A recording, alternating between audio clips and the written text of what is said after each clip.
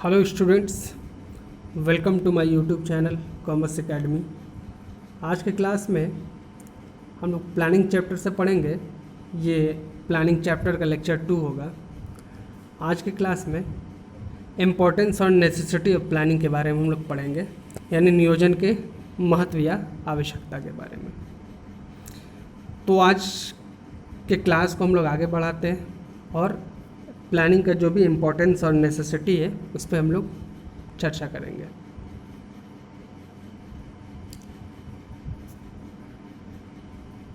चलिए देखेंगे हम लोग यहाँ पे कि नियोजन के महत्व या आवश्यकता, प्लानिंग और नेसेसिटी ऑफ इम्पोर्टेंस और नेसेसिटी ऑफ प्लानिंग। सबसे पहला इम्पोर्टेंस क्या है? To face future uncertainties and changes, यानी भावी अनिश्चितताओं का सामना करने के लिए। अब देखिए यहाँ पे फ्यूचर क्या होता है? अनसर्टेन होता है, अनिश्चित होता है। फ्यूचर में क्या होने वाला है किसी को नहीं पता होता है, और फ्यूचर हमेशा क्या होता है? परिवर्तनशील होता है, बदलता रहता है। अगर फ्यूचर अनसर्टेन नहीं होता तो फिर प्लानिंग की ज़रूरत भी नहीं पड़ती। एक ही बार एक वर्किंग सिस्टम को तैयार कर लिया जाता और उसी के अकॉर्डिंग हमेशा काम चलता रहता है, लेकिन ऐसा नहीं होता है। फ्यूचर हमेशा बदलता रहता है, इसलिए उन बदलती परिस्थितियों में योजना के माध्यम से, प्लानिंग के थ्रू भविष्य के बारे में क्या किया जाता है? पूर्वानुमान लगाया जाता है, फोरकास्ट किया जाता है। ठीक है, और उस पूर्वानुमान के अनुसार जो भी फ्यूचर में होने वाली अनसर्टेनिटीज़ है और चेंजेस हैं, यानी जो भी अनिश्चितता है, उनको रोकने का प्रयास किया जाता है, यानी उन अनिश्चितताओं को अपने अनुसार ढालने की कोशिश की जाती है। चलिए अगले जो है इम्पोर्टेंस की तरफ पढ़ते हैं हम लोग। To focus attention on organisation goals, संगठनात्मक लक्ष्यों की ओर ध्यान केंद्रित करने के लिए। अब देखिए यहाँ पे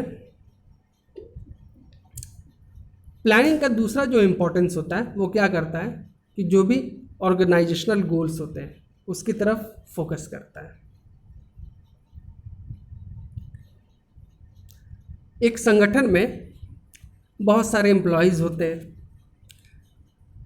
बहुत सारे अथॉरिटीज़ होते हैं, बहुत सारे डिपार्टमेंट होते हैं। तो ये जो भी एम्प्लॉयज़ होते हैं, अथॉरिटीज़ होते हैं, या मैनेजर्स होते हैं, या डिपार्टमेंट्स होते हैं, वो सारे लोग काम किसके लिए करते हैं कि जो भी एक संस्था है या जो भी उपक्रम है उसके लक्ष्य को पूरा करना। तो योजना के माध्यम से उन लक्ष्यों की ओर ध्यान केंद्रित कराने का प्रयास किया जाता है। चलिए अगले कुछ टॉपिक की तरफ बढ़ते हैं। To establish unity and coordination, एकता और समन्वय स्थापित करने के लिए। चलिए अब देखिए यहाँ पे एक उपक्रम में, यानी एक फर्म में जो भी गोल्स होते हैं उस गोल को तब तक अचीव नहीं किया जा सकता है जब तक से जो भी उस गोल को प्राप्त करने के लिए, उस लक्ष्य को प्राप्त करने के लिए जो भी क्रियाएं की जाती हैं उन सारी क्रियाओं में क्या हो? समन्वय ना हो, यानी कोऑर्डिनेशन ना हो, ना ही यूनिटी हो। यानी किसी भी संस्था के लक्ष्यों को प्राप्त करने के लिए जो भी क्रियाएं की जाती हैं उन सभी क्रियाओं के बीच क्या होना चाहिए? कोऑर्डिनेशन होना चाहिए और यूनिटी होना चाहिए, यानी समन्वय और एकता की ज़रूरत होती है। तब जाकर क्या होगा कि उस संस्था का जो भी लक्ष्य है या उस उपक्रम का जो भी लक्ष्य है उसको प्राप्त किया जा सकता है। और साथ ही साथ ये कोशिश की जाती है कि एक काम को दोबारा ना करना पड़े। ठीक है, जिससे क्या होगा?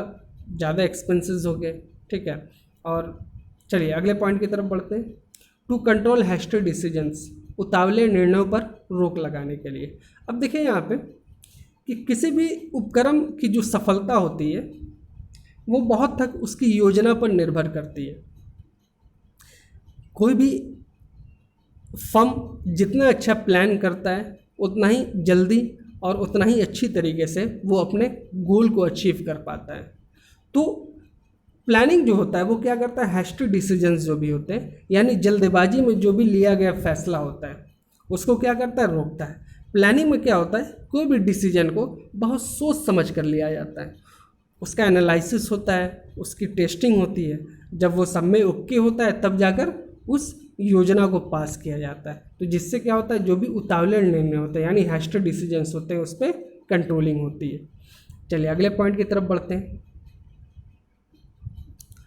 To bring economy in operation, ये पी होगा, क्रियाओं में मितव्ययिता लाने के लिए। अब देखिए यहाँ पे योजना के माध्यम से यानी प्लानिंग के थ्रू ये कोशिश की जाती है कि एक फर्म में जो भी एक्टिविटीज़ होती हैं उसमें ज़्यादा कॉस्ट ना हो, उसमें ज़्यादा खर्च ना हो। जैसे एक फर्म अगर प्रोडक्शन करती है तो प्लानिंग के थ्रू ये कोशिश की जाती है कि उसका जो है प्रोडक्शन का ज़्यादा कॉस्ट ना आए, ठीक है, कॉस्ट ऑफ प्रोडक्शन कम हो। तो जिससे क्या होगा कि वो प्रोडक्ट कम दाम में सेल होगा, कस्टमर्स उसको यूज करना ज़्यादा पसंद करेंगे। तो ये तभी पॉसिबल होगा जब उसके लिए सही प्लान किया गया हो। अच्छी प्लानिंग क्या होती है, वो अननेसेसरी एक्सपेंसेस को रोकती है। तो जिससे क्या होता है कि कोई भी काम अगर यानी प्रोडक्शन में जितना भी इकोनॉमी होगी यानी कम खर्च होंगे यानी जेन्युइन एक्सपेंसेस होंगे, उतना ही क्या होगा उस संस्था के हक में बेहतर होगा। चलिए अगले पॉइंट की तरफ बढ़ते हैं। टू मेक ऑर्गेनाइजेशन इफेक्टिव, यानी संगठन को प्रभावी बनाने के लिए। अब देखिए यहाँ पे नियोजन क्या होता है कि वो किसी भी संगठन को प्रभावी बनाता है, ठीक है, और उस संगठन या उस फर्म का जो भी लक्ष्य होता है उस लक्ष्य को पूरा करने के लिए यानी उस लक्ष्य को सही समय पर पूरा किया जा सकता है। किसके माध्यम से? योजना के माध्यम से। वो क्या करता है, एक गति प्रदान करता है, यानी प्लानिंग के थ्रू जो क्या होती है गति मिलती है, योजना के थ्रू गति मिलती है किसी भी संस्था को, और जिससे क्या होता है सही समय पर उस संगठन का जो लक्ष्य है उसको पूरा किया जा सकता है। अब प्लानिंग यानी योजना के थ्रू क्या होता है कि जितने भी क्रियाएं की जाती है उसको सुव्यवस्थित ढंग यानी एक सिस्टमैटिक तरीके से सारे काम होते हैं। तो जिससे क्या होता है कि जो भी अननेसेसरी एक्टिविटीज़ होती हैं उस पर रोक लग जाती है। तो अगर कोई भी काम जब सही डायरेक्शन में होगा तो क्या होगा कि सही टाइम पे उसके रिजल्ट को अचीव किया जा सकता है, जिससे क्या होगा ऑर्गेनाइजेशन उतना ही इफेक्टिव होगा, प्रभावशाली होगा, प्रभावी होगा। चलिए अगले पॉइंट की तरफ बढ़ते हैं। To improve and increase competitive power. अब प्लानिंग का एक और इम्पॉर्टेंस ये होता है कि योजना किसी भी संस्था की या किसी भी फर्म की प्रतिस्पर्धात्मक शक्ति यानी कॉम्पिटिटिव पावर जो होता है उसको क्या करता है, इंक्रीज करता है, उसमें वृद्धि करता है। प्लानिंग के थ्रू क्या होते हैं कि किसी भी संस्था या फर्म के प्रोडक्शन को ज़्यादा से ज़्यादा इंक्रीज़ किया जाता है, उसकी सेलिंग ज़्यादा से ज़्यादा इंक्रीज़ की जाती है, अच्छी क्वालिटीज़ में उस प्रोडक्ट को बनाने की कोशिश की जाती है। तो एक सही योजना होता है, सही योजना के थ्रू जब काम होती है तो क्या होता है कि उस फर्म का गुडविल और बढ़ता है, उस फर्म के प्रोडक्ट्स को कस्टमर्स के बीच ज़्यादा पसंद किया जाता है। तो जिससे क्या होता है कि उसके कॉम्पिटिटिव पावर में इंक्रीमेंट होती है। चलिए अगले पॉइंट की तरफ बढ़ते हैं। To take optimum use of available resources, यानी उपलब्ध संसाधनों का उत्तम उपयोग के लिए। अब यहाँ पे क्या होता है कि जो योजना होती है वो अलग अलग क्रियाओं में क्या करता है, एकता और समन्वय स्थापित करने में सहायक होता है। यानी प्लानिंग के थ्रू जो भी एक्टिविटीज़ हैं किसी भी फर्म में की जाती हैं उनके बीच क्या होता है, कोऑर्डिनेशन होता है और यूनिटी होती है। तो जिससे क्या होगा कि जो भी उपलब्ध यानी अवेलेबल रिसोर्सेज हैं, ठीक है, तो उससे क्या होगा कि उसका जो यूज़ होगा वो ज़्यादा अच्छी तरीके से यूज़ होगा। सारे चाहे वो मेन पावर हो चाहे वो रॉ मटेरियल्स हो, तो ये जितने भी रिसोर्स हैं किसी भी संस्था के उनका क्या होगा, यूज अच्छा होगा जब कोऑर्डिनेशन होगा और यूनिटी होगी। और कोऑर्डिनेशन और यूनिटी तभी हो सकता है जब एक अच्छी योजना होगी, एक प्लानिंग होगी। चलिए अगले पॉइंट की तरफ बढ़ते हैं। चलिए अगला पॉइंट जो है to increase morale and motivation, यानी मनोबल और अभिप्रेरणा में वृद्धि के लिए। अब योजना के थ्रू ये प्रयास किया जाता है, ये कोशिश की जाती है कि किसी भी फर्म में काम करने वाले जो भी एम्प्लॉयज़ हैं उनके मोरल को बढ़ाया जाए और साथ ही साथ उनको मोटिवेट किया जाए। जब एम्प्लॉयज़ का फर्म में मोरल ज़्यादा होगा, यानी उसका मनोबल बढ़ा हुआ होगा, ठीक है, वो फुल्ली मोटिवेटेड होगा, तो क्या होगा, वो दिल लगा कर काम करेगा। ठीक है, अगर एम्प्लॉयज़ बहुत अच्छा परफॉर्मेंस करता है, उसका निष्पादन बहुत अच्छा होता है, तो निष्पादन या परफॉर्मेंस तभी पॉसिबल हो सकता है जब वो एम्प्लॉयज़ क्या होता है, मोरली उसका मोरल हाई हो, फुल्ली मोटिवेटेड हो।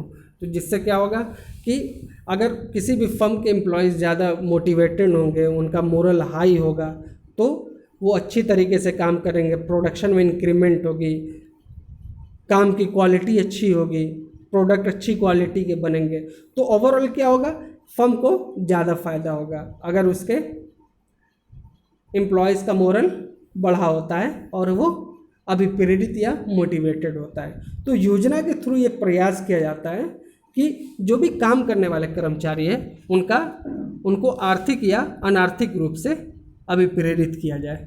इकोनॉमिकली मोटिवेशन कैसे किया जा सकता है, तो उसकी सैलरी को हाइक किया जा सकता है, उसकी सैलरी को बढ़ाया जा सकता है, उसके वेजेस रेट को बढ़ाया जा सकता है, ठीक है, और या फिर नन इकोनॉमिकल मोटिवेशन जो होता है उसमें उसको कुछ रिवॉर्ड दिया जा सकता है। ठीक है, तो ये जो है मोटिवेशन के एक तरीके होते हैं और उसके मनोबल को बढ़ाने का तरीका होता है।